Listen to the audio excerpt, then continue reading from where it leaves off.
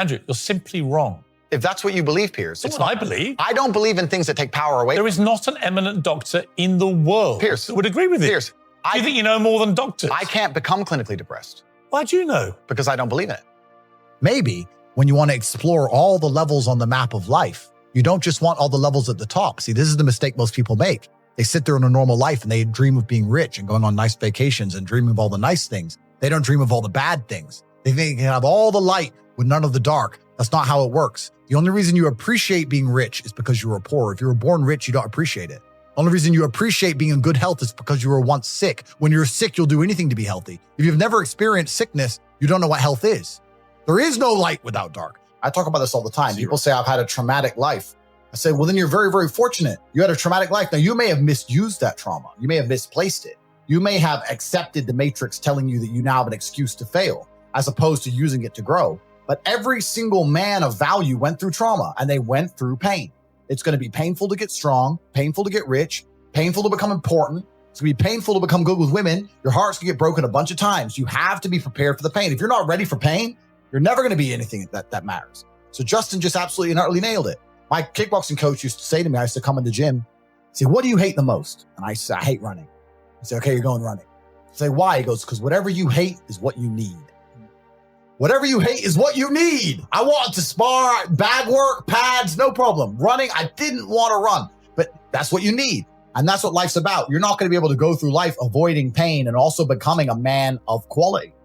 You're going to have to be that guy who's been through so much shit that he can wake up and go, this ain't nothing. This ain't nothing compared to back then. This ain't nothing compared to that time. You know, and if you're not going to be that guy, then you're going to always suffer the consequences of not being that guy. Well, I know one thing, and this is a true statement that I've said several times. A lot of us don't know of a whole nother world that exists. It's on the other side of suffering. Once you break these barriers that you have made for yourself, like the mind is the most powerful thing in the world. It is so amazing that I used to be a 300-pound guy, and I thought that was it. Could barely read, could do anything. And now, that what was inside that person was this guy that's in front of you today. That's how scary the mind is. And that's what I started realizing through this journey, is that once I got a taste of, wow, man, I haven't even begun to crack what the mind is capable of. And what I started realizing is on the other end of suffering, that's the real growth of life, because you realize how the mind processes shit. And I talk about another thing called theory and practice. A lot of people are theorists. These smart guys that read these fucking books and shit, man, and they sit down, they tell you what the mind is supposed to do. And a lot of us listen to that shit. It becomes like, this is it, man. This old man who has been studying the mind forever, this is the cap that we have. By being a practitioner, I went out and realized a lot of these guys are so wrong, man. The mind has capabilities that are so unknown. And I found that through suffering. And there's a whole nother world on the other end of that. There's pain to become important, and there's pain in not being important. So you have to make a choice. So I think Justin absolutely utterly nailed it. I think his answer is even better than mine could be. You need to find something you're afraid of, find something that could hurt you, and go do it. And that's one of the great things about being young, right? You're basically superhuman. Yeah. All of us are our age. We're all in our 30s. I remember when I was 21. Bro, I Run through a wall. Bro, I could drink all night. Yeah. I'd run 20 miles. Fight all You couldn't day. hurt me. Like I had Wolverine-like healing abilities. And this is actually one of the problems with the world today. I noticed the internet's this up because we have all these youngsters who have a voice. They all think they know something on Twitter and on the internet, these kids, right? When I was 23, 22, I didn't know shit. I'm 35 now. I'm one of the smartest men on the planet. And when I was 23, I didn't know shit. When you're 35, you're definitely going to still be a dumbass. So when you're 23, like you are now, you don't know anything. Your only attribute is the fact you have Wolverine-like healing abilities and you're not using it. Stop talking, start listening, get out there, get hurt, get the back up. There is a degree of wisdom that comes from physicality. I learned a whole bunch of shit about the world from just having my ass kicked. It wasn't even conversations. It was just getting beaten up. And you learn about the world I write tweets and people are like, that's so wise. Where'd you learn that? I was like, oh, kicked in the face. That's how. What do you believe about depression? Do you believe depression is a real thing? I believe that feeling depressed is real. I don't believe depression as a clinical disease is real, no. I believe that the number one power you have against these things are trying to take control of your own mind and affecting your own life. I believe that it's not healthy to hand over all your power and believe that depression is an outside disease that you can't affect. I know that when I've had difficult periods in my life, and also many of my friends, like I've said, suffer from PTSD and been through terrible things. I've lived a very difficult life, and I know people who have, that the things that made them feel better is when they woke up and said, you know what, I'm not gonna allow this to damage me anymore. I'm gonna take responsibility. I'm gonna get up and I'm gonna fight this as hard as I can. If someone comes to me and says, I'm clinically depressed, or I feel very, very sad, I would say the first thing you need to do is stop accepting the identity of a clinically depressed person. Stop accepting you have no control over this. And my point is that a lot of people who are clinically depressed are suffering with something in their life. And if you fix the problem in their life, perhaps they won't feel depressed anymore. That's not a disease. Yeah, but Andrew, that's situational. Andrew, you're simply wrong. If that's what you believe, Piers. That's what I believe. I don't believe in things that take power away. There is not an eminent doctor in the world Piers, that would agree with you. Piers, Do you think you know more than doctors? I can't become clinically depressed. Why do you know? Because I don't believe in it. Your mind has a tactical advantage over you at all times.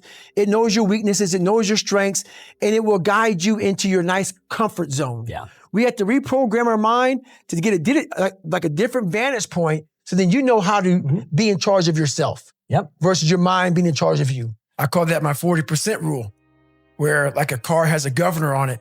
It can go 130. You know, the governor's only going to go 91. Right. And the whole thing about that is a true statement, you know, like what you said.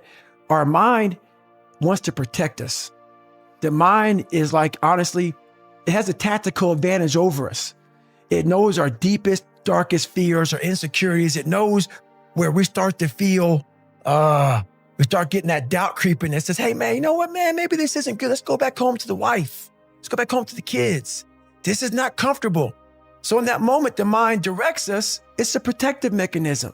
It saves us from doing bodily harm, or it really saves us from discovering that the mind's like, I want to be in charge of you. I don't want you to be in charge of me. So it tells you, let's just stop right here. But once you start breaking through that barrier and start breaking down that governor that you've put in your mind, because we forget we are in control of our mind. We believe it's the other way around. No, we put in our minds what we should do, but we believe our mind is telling us, it's giving us all this feedback. We have to reprogram it and tell us, no, we're good. We're good. This sucks, but it's okay. Everything I've ever done in my life, I didn't want to do. Everything, every day. I'm a lazy piece of shit. And I'm one of the hardest working people that ever stepped foot on this planet Earth. And I'm saying that very proudly because I know what I do. It's not cocky. I'll tell you I'm stupid. And I'll also tell you the exact opposite of what I've done. It's the truth. It is the truth. So imagine how much I've developed in that time frame. But it's the scary thing. Why most people don't want to do that, build that willpower, is because it is scary. It unlocks a whole bunch of things about who you are and who you're not. And a lot of people don't want to go down that journey to discover who they are and who they're not. Because it's not a pretty journey. I mean, I've gone down it. It's not like I went down it once. I go down it all the time. And when you unlock that, and you can't just turn it off. Like people say, hey, well, how come you haven't retired yet? I built all this willpower. Do you think it's gonna let me just retire because my knees hurt? It's telling me every morning, I wake up like, man, my knees hurt, my legs hurt, my body hurts, but you can still run. So why aren't you running? If you can still run, there'll be a time when you can't lace them up anymore, but you can still run. So I still run. When the time comes I can't run, the body will say, you just can't run. But if I can still do something, that willpower that I have created, it makes me do it every day. And that's what they don't get. What builds a human being is you start with the small building blocks. And before you know it, man, you become something that it doesn't even make sense to most people because it's just who you are now. That's why I can still run at 50 at 49 with broke down knees and broke down body, because my body knows you still can. therefore I do. Second you stop, the willpower is gone. I made this decision to be this man, and I understood exactly what it comes with. And a lot of people at the bottom see all of the benefits. They see our cars, see the private jets, they see the girls, they see the status, and they want all of that, but they don't want the negatives. And that's why they're never going to get it. Yep. Because on your way up, you're going to start getting hit with the negatives. You're going to be derailed. There's no way to get to the top without dealing with monumental levels of stress. I often say the reason a lot of people don't have the things they want is they couldn't handle the things they want. They couldn't handle the life that is required to get the things they want. They simply would get anywhere near it and start to panic and pussy out and just go on holiday and hide on a beach and delete their social media. Even comments. Bro, mean comments. I've got street problems. You think I give a about mean comments from some anon? It's difficult for me to put into words how much I don't care. But there's people out there that do care. Yeah. And then they think, oh, I want to be like Top G, but you can't handle a comment on the internet. Bro, these people are born to lose. So you have to decide, and you need to look in the mirror and really make a decision, because I think perhaps if you want to build a life, choosing your life path and knowing which life path you want to go down is going to allow you to be the most effective in the construction of that life. If you say, I can't handle that stress, I want to be somewhere in the middle, then accept it, accept the good and bad that comes with that, accept the kind of life you want to build and go do it. But don't sit there and say, I want to be Top G, I want to live this great life, and you're not prepared for war. What's funny is this. If you were to take somebody who says, I'm doing my best, I'm really trying, and you were to get an exact schedule of their last week and find all the times they've wasted time, you'd say, look, you've wasted time, wasted time, wasted time, wasted time. You know what's actually amazing? Most of those people are not even self-reflective enough to go, you're right, I'm not trying my best. You know what they'd say? Well, I have to rest sometimes. Well, I have to have a social life. Well, they'd be so arrogant. God loves people who try. God loves people who work hard. It's amazing if you try your very best all the time, what God will give you. He'll give it to you, anything you want, if you actually try. I am absolutely and utterly a believer in hard work. I'm a proponent of hard work. I have all this money and all I do is work. My entire life is work. This podcast is work. I'm getting in the car, I'm going to another meeting, work. I'm going to go to the gym so I'm in good shape, work. It's all work. My entire life is work. And people don't want to look at life that way. They want to talk about work-life balance and being lazy and all this crap. I don't believe in any of that. I believe in, if you want to win, you have to outcompete the man who's prepared to do nothing but work. It's player versus player. If you're going to sit there and go, I don't want to work more than an hour a day, well, the guy who does want to work more than an hour a day is going to beat you. And no matter how smart you are, there's always a smart dude who's doing the same smart work you are for more hours than you're doing it. That's just the nature of the game. So if you're the kind of person who's going to quit because it's hard, then fuck off. I don't even want your energy around me. I have so many conversations in my mind because so many times I want to quit. Sure. But this is what it is. This is what I figured out. I was so afraid of myself that I had to figure out, I became a master of my mind.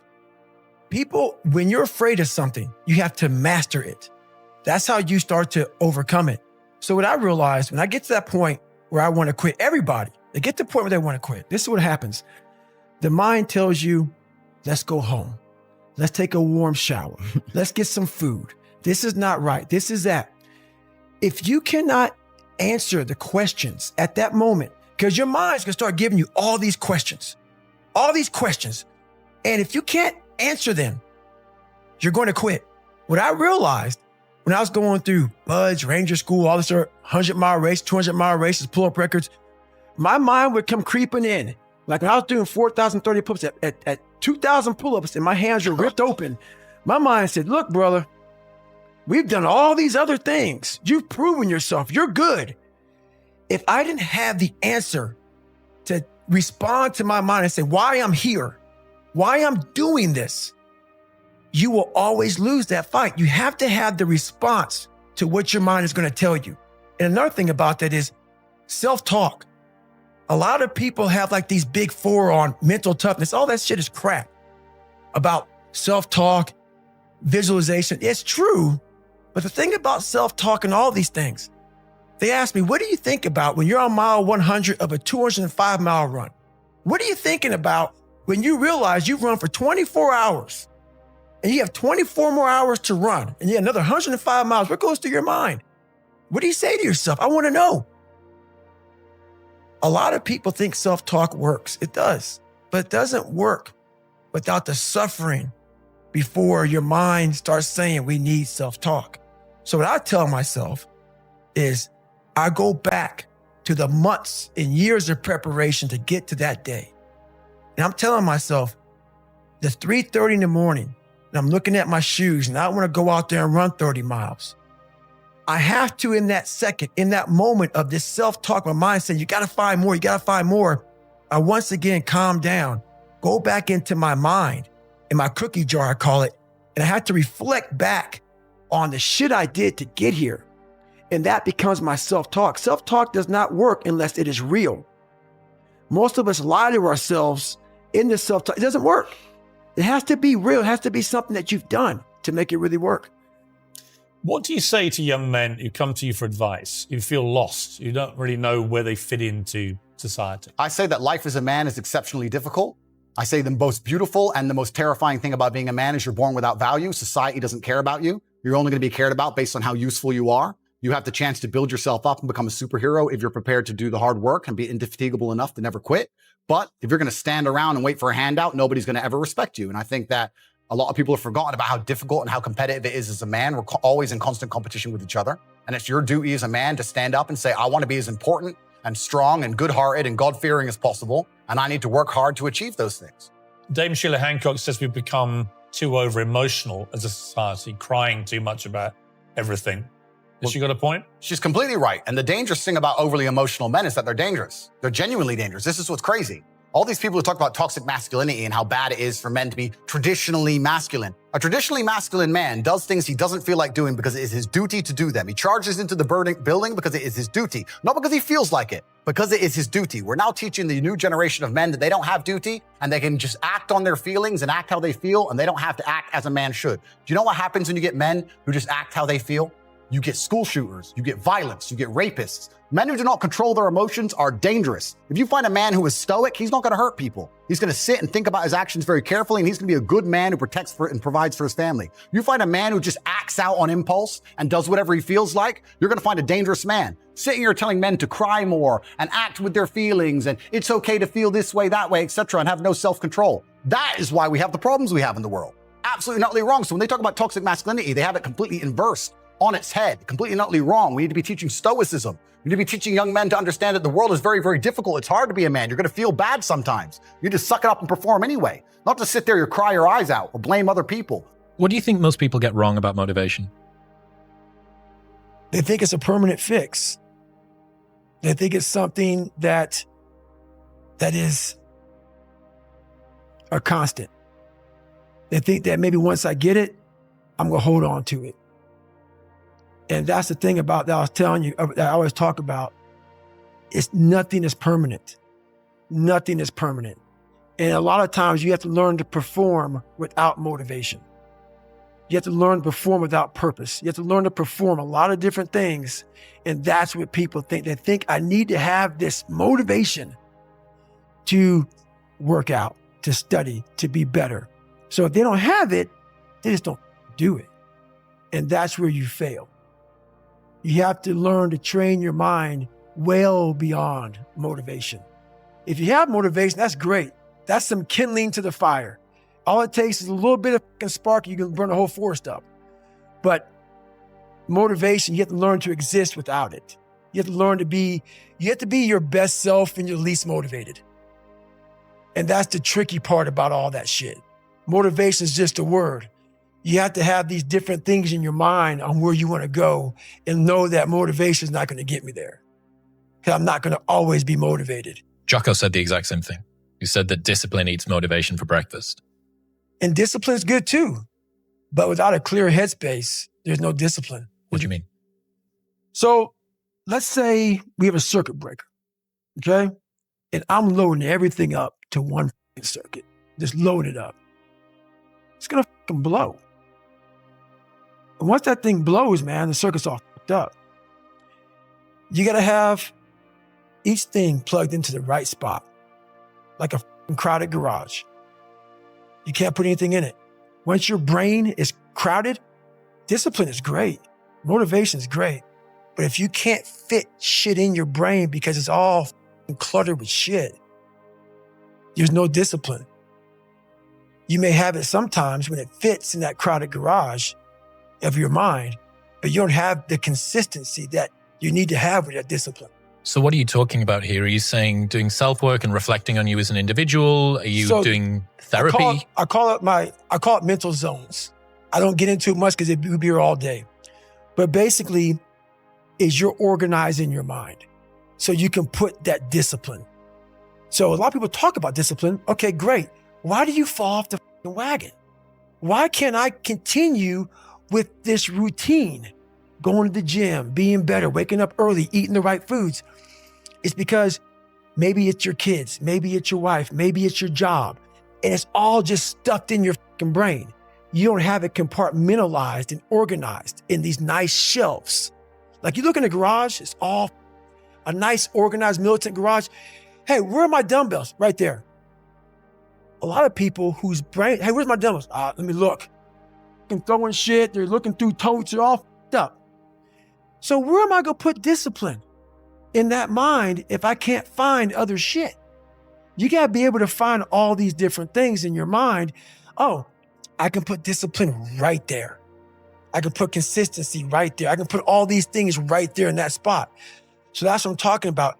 If your life is not organized, and your life being everything around you, because it takes one little a piece of an outside interference to clutter your whole mind. Because it's on such a knife edge. That's right. And people don't get that. Your mind has to always be clear. That's why I meditate 2 hours every single night. Because I refresh, I reorganize the garage, which is my mind, every night. So then discipline's in there, organization, everything is in this right spot. So when I wake up, I'm ready to go.